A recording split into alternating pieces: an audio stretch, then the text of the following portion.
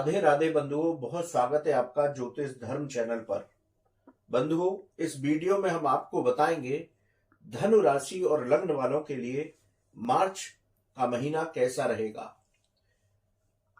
साथ ही बताएंगे शुभ और अशुभ दिन और वो खास उपाय जिसको करके आप मार्च के महीने में उत्तम फल प्राप्त कर सकते हैं।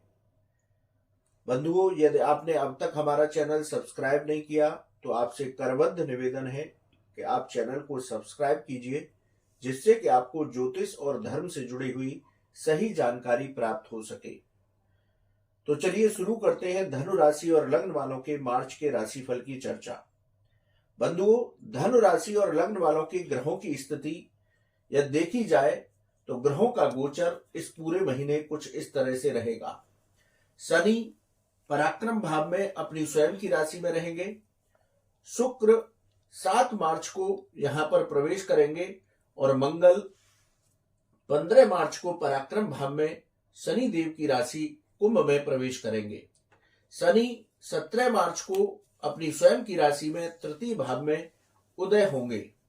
इसी तरह यदि चतुर्थ भाव में देखा जाए तो बुध जो है 7 मार्च को आपके चतुर्थ भाव में मीन राशि में प्रवेश करेंगे। सूर्य 14 मार्च को मीन राशि में प्रवेश करेंगे। राहु पूरे महीने आपके चतुर्थ भाव मीन राशि में रहेंगे। देवगुरु बृहस्पति पंचम भाव में मंगल देव की राशि मेष में संचरण करेंगे। केतु आपके दसम भाव में कन्या राशि में गोचर करेंगे पूरे महीने। तो इस तरह से ग्रहों की स्थिति धनु राशि और लग्न वालों की इस महीने रहेगी। अब प्रत्येक भाव के अनुसार उसके फलों की चर्चा करते हैं। सबसे पहले लेते हैं प्रथम भाव। प्रथम भाव आपके आत्मविश्वास, आपके व्यक्तित्व, आपके मान सम्मान का भाव है। आपकी यदि चर्चा करें तो इस महीने आपके आत्मविश्वास में वृद्धि होगी, लेकिन व्यर्थ की चिंताओं को अपने मन पर हावी न होने दें। मानसिक तनाव की स्थिति से बचें। नौकरी और व्यापार में आपको सफलताएं मिलेंगी, लेकिन नौकरी और व्यापार में कोई भी निर्णय जल्दबाजी में न करें। यदि धनु राशि और लग्न वालों के इस पूरे महीने की बात की जाए तो इस महीने आप व्यर्थ की चिंताओं को मन से हटाकर, आलस्य को हटाकर सकारात्मक ऊर्जा के साथ अपने कार्य क्षेत्र में आगे बढ़ें तो ये महीना उनका उत्तम जाएगा। बंधुओं, बात करते हैं द्वितीय भाव की। द्वितीय भाव धन का भाव है, वाणी का भाव है और परिवार का भाव है। द्वितीय भाव के अधिपति शनिदेव आपके पराक्रम भाव में गोचर कर रहे हैं। इस महीने धनु राशि और लग्न वालों का धन आगमन पिछले महीने की अपेक्षा अच्छा रहेगा। आप वाणी की मधुरता से अपने सभी काम बना लेंगे, इसलिए आप सबसे मधुर बोलिए।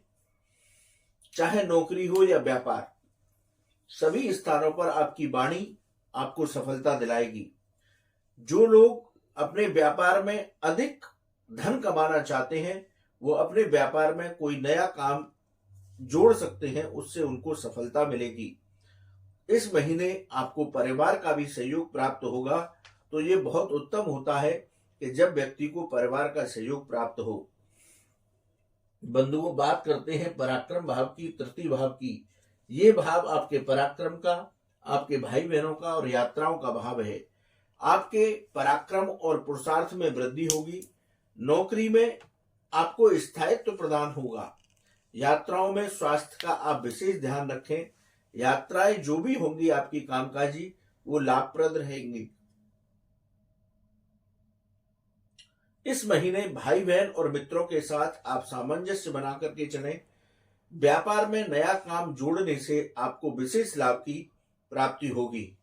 बंधुओं, बात करते हैं चतुर्थ भाव की, जहां पर राहु और सूर्य मिलकर के ग्रहण योग बनाएंगे। राहु और बुध मिलकर के जड़त्व योग बनाएंगे। सूर्य बुध का बुधादित्य योग बनेगा। देवगुरु बृहस्पति की राशि मीन में ग्रहण योग और जड़त्व योग दोनों ही बनेंगे। इसलिए छोटी छोटी बातों पर आप तनाव की स्थिति से बचें। भौतिक सुख सुविधाओं पर आपका धन खर्च हो सकता है, इसलिए अपने खर्चों पर नियंत्रण रखे चले।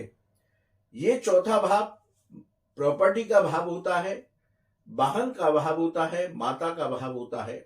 तो प्रॉपर्टी के मामले में इस महीने आप कोई जल्दबाजी में निर्णय न लें, चाहे आप अपनी प्रॉपर्टी बेच रहे हैं या कोई नई प्रॉपर्टी खरीद रहे हैं, तो बहुत सोच समझ करके निर्णय लें, उससे संबंधित कागजों को अच्छी तरह से जांच लें।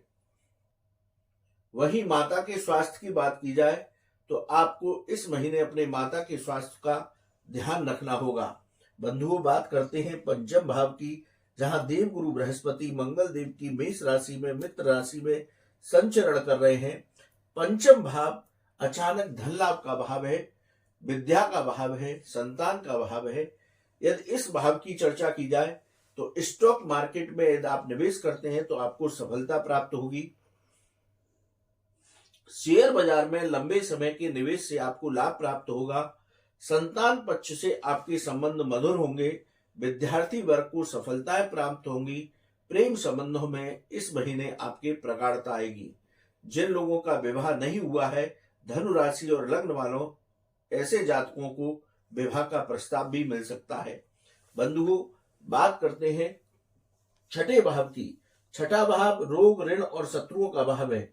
छठे भाव के अधिपति शुक्र आपके पराक्रम भाव में गोचर कर रहे हैं, तो आपका जो धन है वो बहुत अच्छा इस महीने प्राप्त होगा। लेकिन धन का समन्वय इस तरह से करें, व्यर्थ के खर्चे कंट्रोल करें, जिससे कि कर्ज की स्थिति न बने।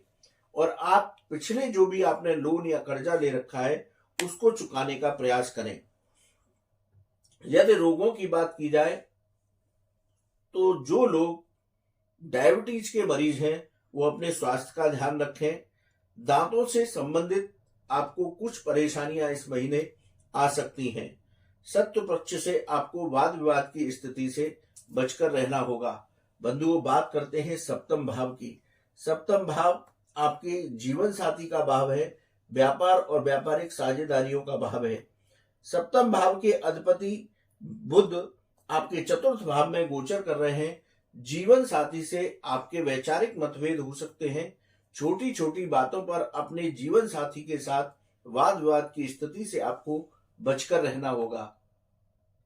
व्यापार की बात की जाए तो धीरे धीरे आपके व्यापार में सुधार होगा।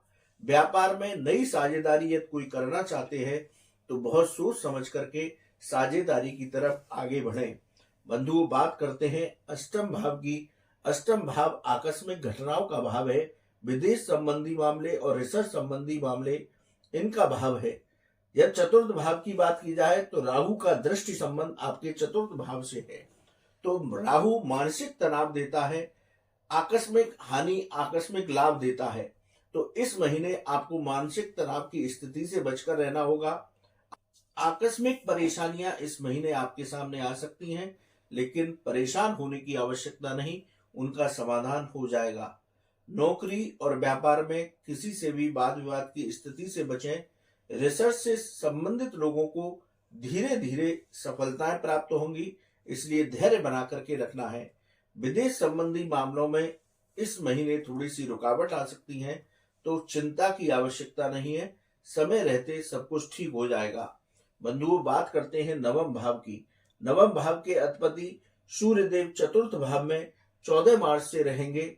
नवम भाव भाग्य का भाव है, धार्मिक कार्यों का भाव है और उच्च शिक्षा का भाव है। तो धार्मिक कार्यों में इस महीने आपका मन लगेगा। आपकी कोई धार्मिक यात्रा हो सकती है। परिश्रम और भाग्य के सहयोग से ही आपको सफलता प्राप्त होगी। उच्च शिक्षा से जुड़े हुए जो छात्र हैं उन लोगों को सफलताएं इस महीने प्राप्त होंगी। बंधुओं, बात करते हैं आपके दसम भाव की। दसम भाव कुंडली का विशेष भाव है, क्योंकि ये आजीविका का भाव है, पिता का भाव है। यदि इस भाव की चर्चा की जाए तो यहाँ पर केतु विराजमान रहेंगे पूरे महीने कन्या राशि में। तो आकस्मिक धन लाभ के अवसर आपको प्राप्त होंगे। नौकरी में आपका अचानक परिवर्तन हो सकता है। व्यापार में आपको अचानक से लाभ प्राप्त हो सकता है, लेकिन पिता के साथ वैचारिक मतभेद हो सकते हैं। इनको संभाल करके आपको रखना होगा। बंधुओं, बात करते हैं लाभ भाव की। लाभ भाव की बात करें तो आर्थिक स्थिति में धनु राशि और लग्न वालों की उनमें सुधार होगा। धीरे धीरे लाभ में वृद्धि होगी, इसलिए धैर्य बना करके अपने कार्य क्षेत्र पर लगे रहिए। बंधुओं, बात करते हैं द्वादश भाव की। द्वादश भाव खर्चों का भाव है, कोर्ट कचहरी के मामलों का भाव है, लंबी यात्राओं का, विदेश संबंधी मामलों का भाव है।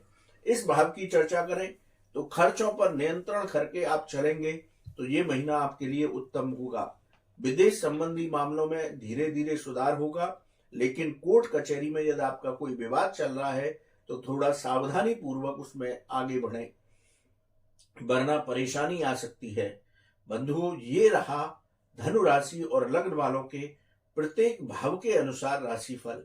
अब बात करते हैं शुभ दिनों की। इस महीने 6, 8, 9, 13, 15, 18, 26 और 29 ये डेट्स आपके लिए बहुत उत्तम रहेगी। इनमें आप अपने शुभ कार्य कर सकते हैं। वहीं अशुभ डेट्स की बात करें तो 2, 3, 4, 11, 12, 19, 20, 21, 30 और 31 ये तारीखें आपके लिए अशुभ रहेंगी।